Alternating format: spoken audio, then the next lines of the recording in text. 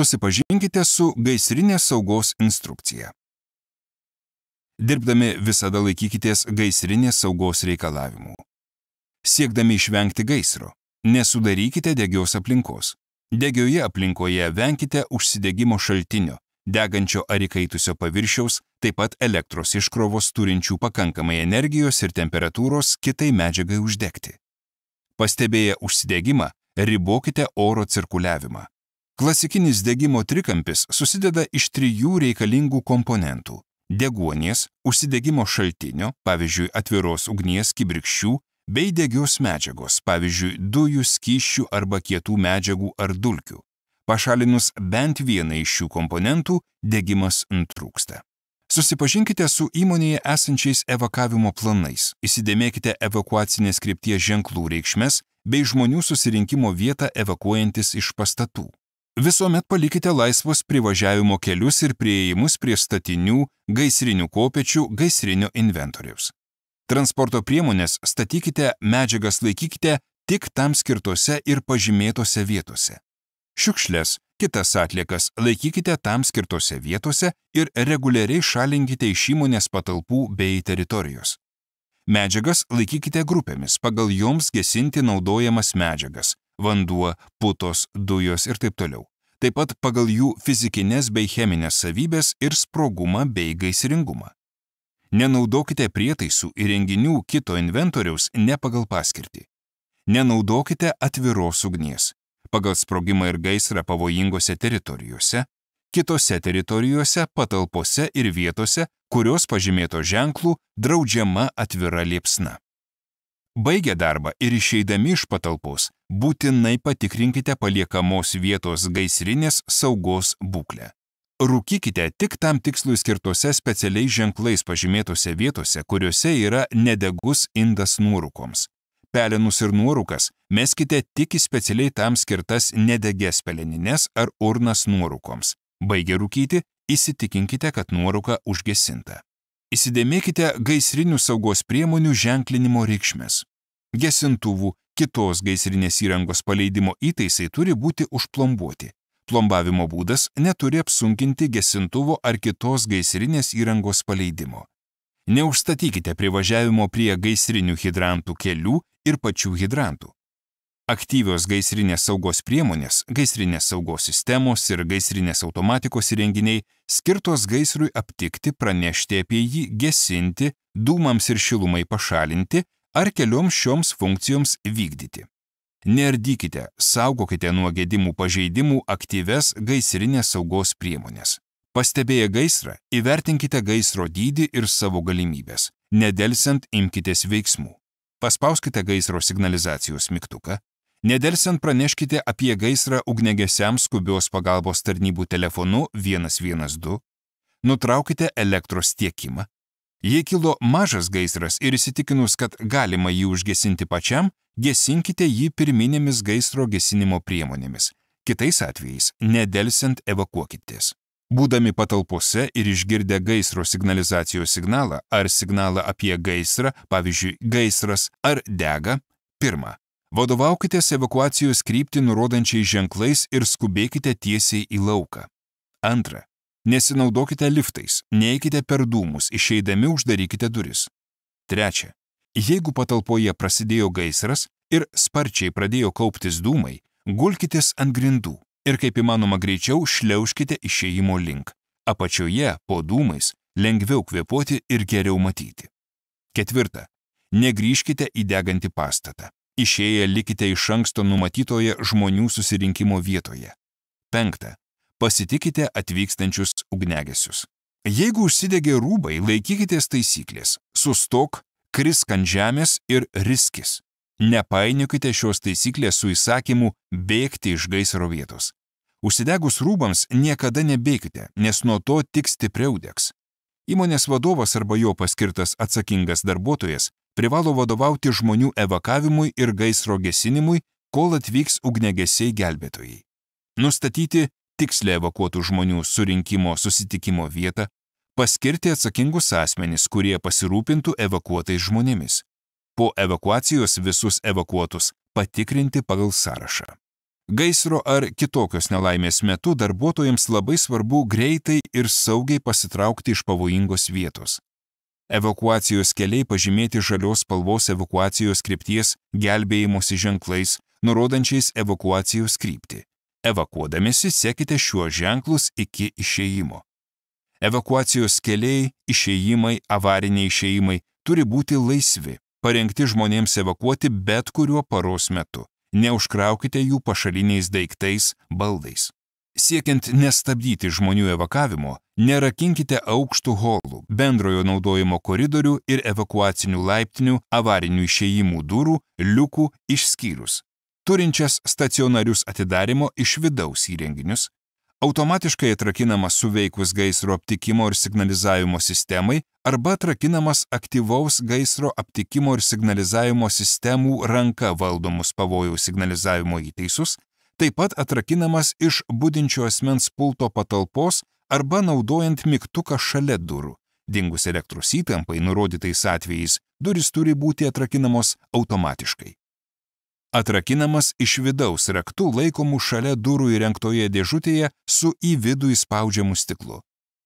Evakuacijos kelių grindų danga turi būti pritvirtinta. Kilus gaisrui naudoti liftus, eskalatorius ir keltuvus žmonėms evakuoti draudžiama, išskyrus atvejus, kai minėti renginiai yra pritaikyti žmonėms evakuoti. Dėl savo ir aplinkinių saugumo neužkraukite gesintuvų, gaisrinių čiaupų, kito gaisrinio inventoriaus, evakuacijos kelių, avarinių išėjimų, durų, vartų ir langų, privažiavimo kelių ir prieėjimų tarpų tarp statinių, elektros skydinių ir skirstomųjų spintų, įvadinių sklendžių. Gaisrai skirstomi į 5 klases.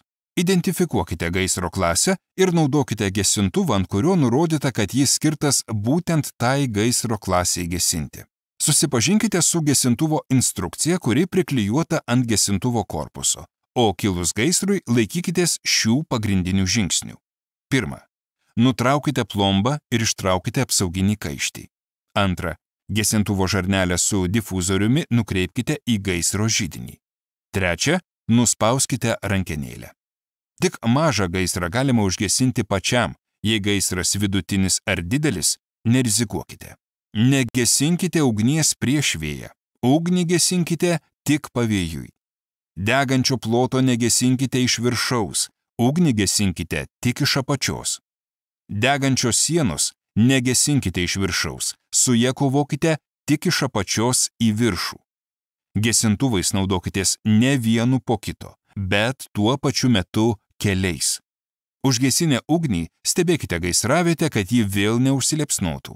Panaudotų gesintuvų nedėkite į vietą, o atiduokite atsakingam asmeniui pakartotiniam gesintuvo užpildymui. Įsidėmėkite, kokios kategorijos patalpose dirbate ir laikykitės visų atsargumo priemonių, kad juose nekiltų gaisras. Gaisro ir sprogimo atžvilgių pavojingos medžiagos. Žiūrėkite medžiagų saugos duomenų lapuose pateiktą informaciją.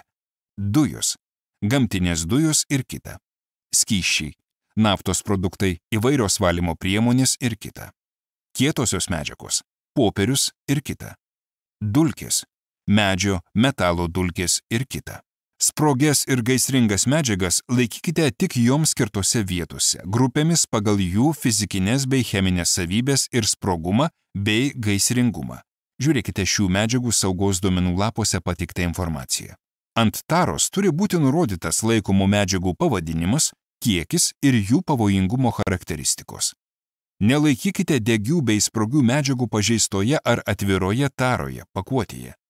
Laikomų ypač degių, labai degių ir degių skysčių statines, buteliukus laikykite kamščiais į viršų.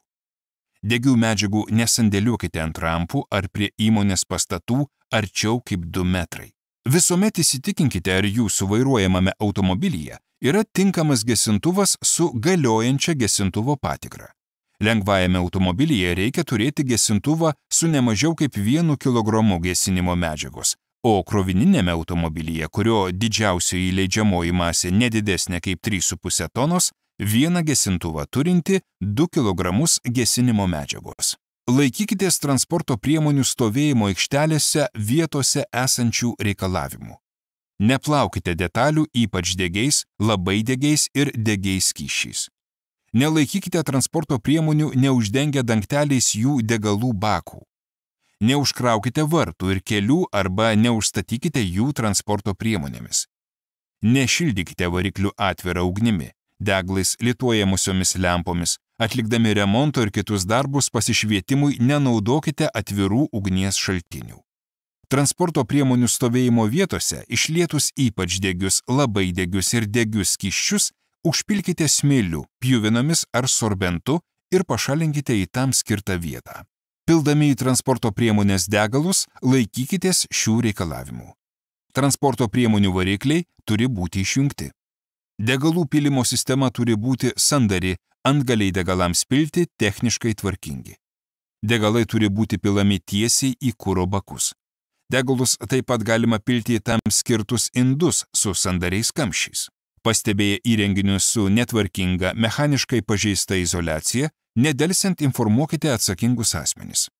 Visų technologinių įrenginių korpusai turi būti įžeminti, neatsižvelgianti tai, ar naudojamos kitos apsaugos nuo statinio elektros krūvio priemonės. Elektros tinklai ir įrenginiai turi būti eksploatuojami pagal gamintojo instrukcijose nustatytus gaisrinės saugos reikalavimus. Jie turi būti tinkami eksploatuoti saugus sprogimo ir gaisro atžvilgių. Prietaisų ar įrenginių, kurie nėra atjungti nuo elektros srovės, jokiais būdais negesinkite vandeniu. Įsidėmėkite pavojaus signalus, skelbiančius apie netvarkingą elektros instaliaciją. Karšti kištukiniai lizdai, kištukai, kabeliai ir laidai. Dėl neaiškių priežasčių atsijungia elektros saugikliai. Mirga šviesa. Atsiranda aprūkimo, degimo žymės ant ar virš kištukinių lizdų, jungiklių, juntamas elektros laidų svilėsių kvapas. Įjungus elektros prietaisą, krečia, iš lizdo pasipila kibirkštys. Pastebėję bent vieną iš šių požymių, nedelsiant išjunkite elektros prietaisus ir informuokite atsakingus asmenis dėl gedimų pašalinimo. Nepalikite be priežiūros įjungtų elektros prietaisų, išskyrus automatiškai valdomus elektros prietaisus. Saugokite, kad nesušlaptų ar nesudrėktų elektros laidai, kištukiniai lizdai, kištukai ar patys elektros prietaisai. Stebėkite, kad elektros laidai nebūtų prispaudžiami durimis, baldais, įrenginiais, mindomi ar kitaip pažeidžiami mechaniškai. Į elektros tinklą nejunkite elektros prietaisų, kurie viršija leistiną galią. Nejunkite į vieną lizdą kelių, ypač galingų elektros prietaisų. Atstumas nuo elektros šviestuvų iki sandėliuojamų degių medžiagų turi būti ne mažesnis kaip pusė metro. Elektros šviestuvuose turi būti naudojamos nedidesnės galios elektros lempos negu nurodyta šviestuvų techninėse charakteristikose. Elektros skydinės turi būti švarios, jose draudžiama laikyti kitus įrenginius ar medžiagas. Draudžiama kabinti elektros šviestuvus ir kitus daiktus tiesiog ant elektros laidų ir kabelių. Naudoti nekalibruotus ir savos gamybos apsaugos aparatus. Naudoti laidus ir kabelius su pažeista arba eksploatavimo metu dielektrinių savybių netekusią izoliacinę medžiagą.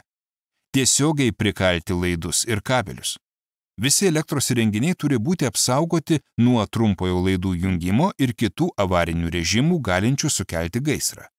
Kilnojamiesiems elektros šviestuvams ir kitiems kilnojamiesiems elektros įrenginiams turi būti naudojami tik lankstūs kabeliai. Elektros ventiliatorių oro įsiurbimo angos turi būti uždengtos tinklu, kad jas nepatektų pašalinių daiktų ir medžiagų.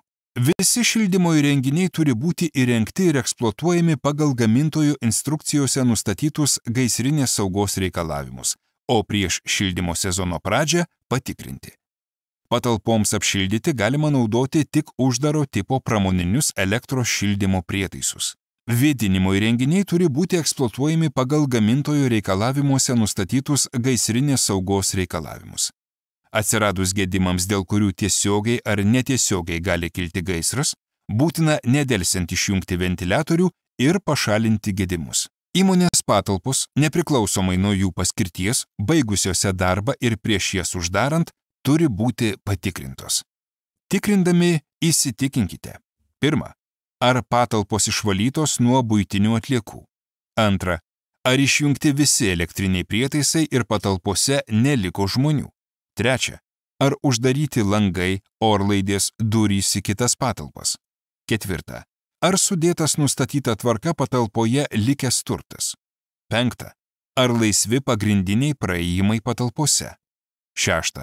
Ar patalpose nėra dūmų, degėsių, svylančios gumos kvapo?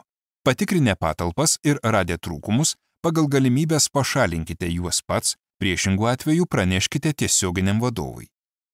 Tik įsitikinę, kad išdėstyti reikalavimai atitinka nurodymus, uždarykite patikrintas patalpas. Pastebėję gaisrinės saugos pažeidimą ar pažeidimus, nedelsiant informuokite tiesioginį vadovą ir arba atsakingus asmenis. Atsiminkite, kad pagrindinė gaisrų kilimo priežastis – neatsargus elgesys. Būkite atidūs ir nuolat laikykitės gaisrinės saugos reikalavimų.